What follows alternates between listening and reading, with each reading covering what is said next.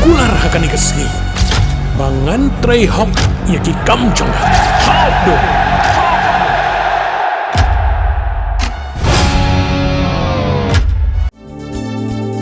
Kikubor Kapatisi TV. Hatu pindon am kathong manlong kita kinong siat hagi hotel and hagi restaurant ibapau. Hamokam hilapan pun orlong e kathong kocongpi. Ke emission club play bani ai ki course ki baper kadon ka degree course ka diploma baga advanced diploma course.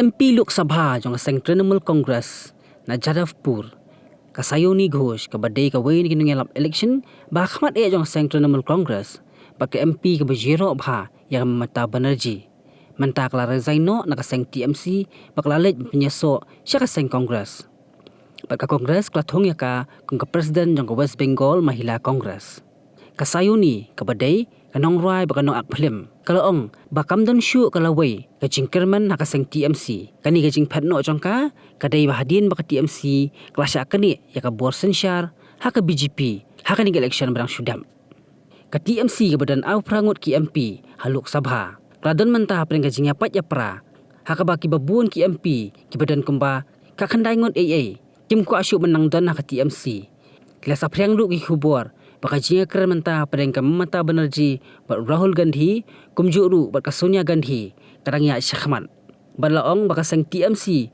kala ban Khylliap Lama no bat baro ki MP bat MLA jongka kinyas no ka Sang Congress kanang baganya teli ka way banyak kon persya ka BJP ka Jingïakren pada yang Mamata Banerjee u Abhishek Banerjee u Rahul Gandhi baka Sonia Gandhi laong bakala ne dekikenta pakem pala ban shim ya karai pat kanong dan syusyu ki Jingïakren.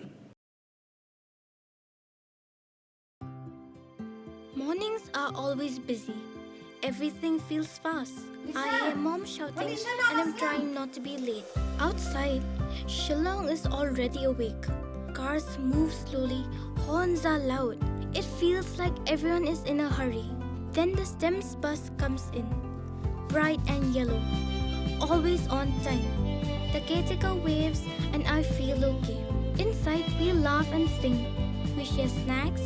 We help each other with homework. It feels nice. My parents know I'm safe through the STEMS app on mom's phone. Because this bus isn't just a ride.